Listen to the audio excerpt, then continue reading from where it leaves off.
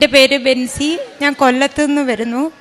ഞാൻ ആദ്യമായി ഇവിടെ വന്ന് ഉടമ്പടി എടുത്തത് 22 ജനുവരി 2023 ഞാൻ എൻ്റെ കുഞ്ഞിന് വേണ്ടിയാണ് ഉടമ്പടി എടുത്തത്. അവളാകെ കൂടെ പറയുന്ന വേട് ആര് എന്നുള്ളൊരു ചോദ്യം മാത്രമാണ്.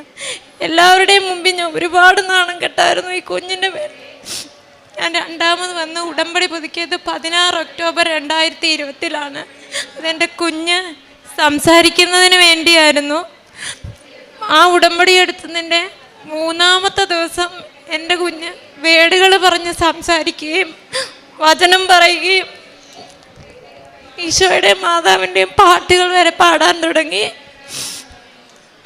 എൻ്റെ കുഞ്ഞിനെ സംസാരിക്കാൻ സഹായിച്ച ഈശോയ്ക്കും മാതാവിനും തിരുക്കുമാരനും ഞാൻ ഒരുപാട് നന്ദി പറയുന്നു. രണ്ടാമത്തെ ഉടമ്പടി എന്ന് പറയുന്നത് ഞങ്ങൾ 2 പെൺമക്കളാണ്. എൻ്റെ മമ്മിക്ക് ഞങ്ങൾ കല്യാണം കഴിഞ്ഞ ശേഷം എൻ്റെ പപ്പയുടെയും മമ്മിയുടെയും കൂടെ ആരുമില്ല. അപ്പം കൊട്ടാരക്കരയിലാണ് എൻ്റെ വീട്. അവർ എൻ്റെ കസിനൊക്കെ വഴി ഞങ്ങളുടെ വീട്ടിലൊക്കെ ഒരുപാട് പ്രശ്നങ്ങളുണ്ട്. അവർക്ക് അവിടെ നിൽക്കാനൊന്നും പറ്റത്തില്ലായിരുന്നു. അപ്പം ഞാൻ മാതാവിനോട് പ്രാർത്ഥിക്കുമായിരുന്നു, എൻ്റെ അപ്പയും അമ്മയും അവിടുന്ന് മാറ്റി സുരക്ഷിതമായ ഒരു സ്ഥലത്തെത്തിക്കണമെന്ന്. ഇപ്പം മാതാവിൻ്റെയും ഈശോയുടെയും അനുഗ്രഹത്താൽ എൻ്റെ പപ്പായും മമ്മിയും നിൽക്കുന്നത് എൻ്റെ സഹോദരിയെ കല്യാണം കഴിച്ച വീട്ടിലാണ്. ഇപ്പോൾ ഒരു കുഴപ്പമില്ല, ഒരു സന്തോഷത്തോടെ നിൽക്കുന്നു. മൂന്നാമതെന്ന് പറയുന്നത് എൻ്റെ ബ്രദറിൻ്റെ മകൾ, പേര് മാളു. അവൾക്ക് അംഗീകാരമില്ലാത്തൊരു കോളേജിൽ അഡ്മിഷൻ കിട്ടി. അവളുടെ സർട്ടിഫിക്കറ്റ് പിടിച്ചു വെച്ചു. അങ്ങനെ ഞാൻ രണ്ടാമത്തെ ഉടമ്പടി വെച്ചപ്പോൾ അവൾക്ക് വേണ്ടി മാതാവിനോട് യാചിച്ചു. മാതാവ് അവളിവിടെ വന്ന് അഖണ്ഡ ജപമാല റാലിയിൽ പങ്കെടുത്തതിൻ്റെ അന്ന് രാത്രി അവൾക്ക് കോളേജിൽ നിന്ന് ഫോൺ വന്നു, അവളുടെ സർട്ടിഫിക്കറ്റ് തിരിച്ചു കൊടുക്കാമെന്നും. അതേപോലെ 2 ദിവസം കഴിഞ്ഞപ്പോൾ അവൾക്ക് അംഗീകാരമുള്ള പുതിയൊരു കോളേജിൽ അഡ്മിഷൻ ലഭിക്കുകയും ചെയ്തു. പിന്നെ ഞാൻ ജോബിന് വേണ്ടി പ്രാർത്ഥിക്കുന്നുണ്ടായിരുന്നു. എപ്പോഴും എൻ്റെ കാര്യത്തിലെല്ലാം തടസ്സമായി, എക്സാം എഴുതുന്നതെല്ലാം ഫെയിലായി പോവുകയൊക്കെ ചെയ്യുമായിരുന്നു. പക്ഷേ എൻ്റെ മാതാവിനോട് ഞാൻ പ്രാർത്ഥിച്ചു, എനിക്കൊരു ജോലി ലഭിച്ചു.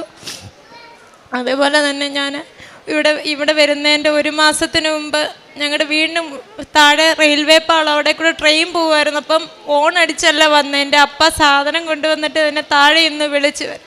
ട്രെയിന് ഒരു 5 നിമിഷം കഴിഞ്ഞിരുന്നെങ്കിൽ എന്നെ ഇടിച്ചേനെ. പക്ഷേ അവിടെ ആരോ ആ ട്രെയിനെ സ്ലോ ചെയ്ത് നിർത്തി. ഞാൻ ആ പാലം കിടന്ന് താഴെ എത്തിയ ശേഷമാണ് ട്രെയിൻ പോയത്. ഉടമ്പടി നമ്മുടെ ജീവിതത്തിൽ വലിയൊരു അനുഗ്രഹമാണ്. പെട്ടെന്നുള്ള മരണത്തിൽ നിന്ന് വരെ നമ്മൾ ഈ ഉടമ്പടി കേൾക്കും. അതേപോലെ ഒരു വലിയ ആക്സിഡൻറ്റ് എനിക്ക് സംഭവിച്ചാണ്. എൻ്റെ മാൻഡിബിൾ ബോൺ ഫുള്ള് തകർന്നു പോയതാണ്. ഞാൻ മരിച്ചു പോകണ്ടെന്ന് വരെ ഡോക്ടർമാർ പറഞ്ഞതാണ്. പക്ഷേ എൻ്റെ മാൻഡിബിൾ ബോൺ മാത്രമേ പ്രശ്നം ഉണ്ടാകുകയുള്ളൂ. അങ്ങനെ വലിയൊരു ആപത്തിൽ നിന്നും മാതാവ് ഈശോ എന്നെ രക്ഷിച്ചു. അങ്ങനെ ഞാൻ പ്രേക്ഷിത പ്രവർത്തനങ്ങൾ ചെയ്തതെന്ന് വെച്ചാൽ ഞാൻ ബസ് സ്റ്റാൻഡിൽ കൊണ്ട് പേപ്പർ കൊടുക്കും. അതുപോലെ സൂപ്പർ മാർക്കറ്റിലും കടകളൊക്കെ പോയി പേപ്പർ കൊടുക്കുകയും എൻ്റെ കുഞ്ഞിന് കിട്ടിയ അനുഗ്രഹമാണ് ഞാൻ അവരോട് പറഞ്ഞത്. അങ്ങനെ ഞാനും പറഞ്ഞു, നിങ്ങളെല്ലാവരും കൃപാസനത്തിൽ വന്ന് പ്രാർത്ഥിക്കണം, മാതാവ് നിങ്ങൾക്ക് വേണ്ടി ഒരുപാട് അനുഗ്രഹങ്ങൾ ഒരുക്കി വെക്കുമെന്ന്. പിന്നെ എന്നോട് പറയുന്ന ക്യാൻസർ രോഗികൾക്കൊക്കെ അവരുടെ ചികിത്സാ സഹായത്തിന് വേണ്ടി പൈസ കൊടുക്കാറുണ്ട്. മെഡിക്കൽ കോളേജിൽ ആഹാരം കൊടുക്കുന്നതിനൊക്കെ പൊതിച്ചോറൊന്നും കൊടുക്കാൻ എനിക്ക് പറ്റില്ലെങ്കിലും എൻ്റെ കയ്യിലുള്ള പൈസ ഞാൻ അവരോട് കൊടുക്കാറുണ്ട്. പിന്നെ എന്നോരാടെങ്കിലും സാമ്പത്തിക സഹായം ചോദിച്ചാൽ എൻ്റെ കയ്യിലുള്ളതൊക്കെ ഞാൻ അവർക്ക് കൊടുക്കും. പിന്നെ പ്രകാശ് താരയിൽ എന്ന് പറയുന്ന പത്തനംതിട്ട ഒരു സ്ഥലത്ത് ഡിസേബിലിറ്റിയായ ഒരുപാട് കുഞ്ഞുങ്ങളുണ്ട്. അവിടെ ഞാനൊരു ദിവസം അവരെ കാണാൻ ചെന്നപ്പം അവിടെ ഒരു കുഞ്ഞിൻ്റെ ബർത്ത്ഡേ ആയിരുന്നു. ആ കുഞ്ഞിനാരും ഒരു കേക്ക് പോലും മേടിച്ചു കൊടുക്കാൻ ഒന്നും പറ്റിയില്ല. അപ്പം ഞാൻ ചിന്തിച്ചു, എൻ്റെ മകൾക്ക് ഞാൻ എന്തെല്ലാം വാങ്ങിച്ചു കൊടുക്കുന്നു. ഞാൻ ആ കുഞ്ഞിനും ഒരു കേക്ക് വാങ്ങിക്കൊടുത്തു. അവിടെയുള്ളവർക്കെല്ലാം വന്ന് ആ കേക്ക് കൊടുത്തു. ആ കുഞ്ഞുങ്ങൾക്ക് ഒത്തിരി സന്തോഷമായി. അവരൊരുപാട് നന്ദി പറഞ്ഞു. ഇതൊന്നും എൻ്റെ കഴിവുകൊണ്ടല്ല, എൻ്റെ ഈശോയുടെയും മാതാവിൻ്റെയും കൃപ കൊണ്ടാണ്. ഇന്ന് ഈ തിരുസന്നിധിയിൽ എന്നെ നിർത്താൻ തന്ന യോഗ്യതയ്ക്ക് എൻ്റെ മാതാവിനും ഈശോയ്ക്കും ഞാൻ നന്ദി പറയുന്നു. യേശുവേ നന്ദി, യേശുവേ സ്തോത്രം. മാതാവേ നന്ദി, മാതാവേ സ്തോത്രം. ബെൻസി പറഞ്ഞത് കുഞ്ഞ് 3 വയസ്സായിട്ടും ആര് എന്ന് മാത്രമേ പറയുകയുള്ളായിരുന്നു എന്ന്. എന്നാൽ ഉടമ്പടി എടുത്തു കഴിഞ്ഞപ്പോൾ ഒരാഴ്ച കൊണ്ട് തന്നെ കൊച്ച് കൂടുതൽ കാര്യങ്ങൾ പറയാനും പാട്ടുപാടുവാനും ഒക്കെ തുടങ്ങി.